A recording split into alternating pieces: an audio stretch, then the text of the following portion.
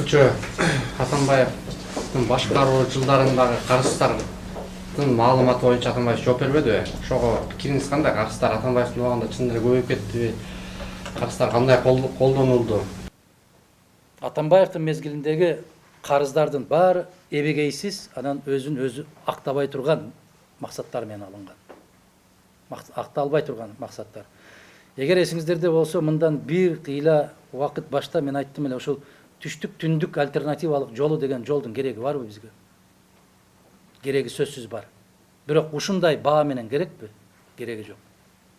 Бизге ТЭЦ керекпи? Керек. 386 миллионго 2 буу казанды алмаштырышыбыз керекпи? Керек эмес. Андан азыраак акчага Душанбеде, Ереванда жаңы жылуулук борборун куруп коюшту деп айттым эле ушул жерде. Кеп керек эмес деп аткан жокмун. Керек, бирок кантип? Ошол Жалал-Абад, Казарман, Бишкек жолун аябагандай бир дээрлик бир азыр канча 800 миллионго чыгып кеттиби? Ошол 800 миллион долларга ошондой жол кургандан көрө 80 миллиондук турган 10 керемет завод, фабрика курбайсыңбы айланайын? Ошол завод, фабрикадан келген түшкөн акчадан жолуңду курасыңбы, үйүңдү курасыңбы, аэропорт саласыңбы, самолет сатып аласыңбы? Кыргыз өзүң ээ болуп калат элең го ошого. Аны жолго сарпташтын эмне кереги бар? Уурдаганга эң оңой, эң жеңил, изин жашырып койгонго жеңил уурулук бул жол. Жолдун курулушу. Ким барып өлчөйт аны? 15 сантиметрге кум төктүбү, же 30 сантиметрге төктүбү? Ким өлчөйт? Мына бизде иштеп аткан кытайлар айтып атпайбы? Мына азыр чоң момундай таштар менен куруп койду го азыр. Ал эртең кыш болгондо, арасына суу киргенде, муздаса, муз кеңейет, ал таштарды тээп чыкпайбы?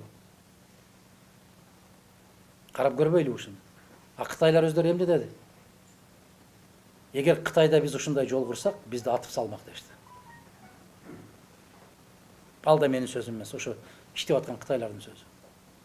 А Кыргызга боло берет. Неге? Дагы 2 жылдан кийин башка мэрге дагы тыйын керек. Ал дагы жол оңдош керек. Кимдин эсебинен? Сиз менен биздин эсебибизден. Кимдин эсебинен? Биздин неберелердин эсебинен. Биз бүгүн ушундай элбиз. Биз неберелердин рызкысын жеп аткан элбиз биз. Аны түшүнбөйбүз, билбейбиз. Аянтка чакырып койсо бактылуу болуп жыргап бийлей беребиз. Эгеменбиз деп. Эмнең эгемен Кыргыз?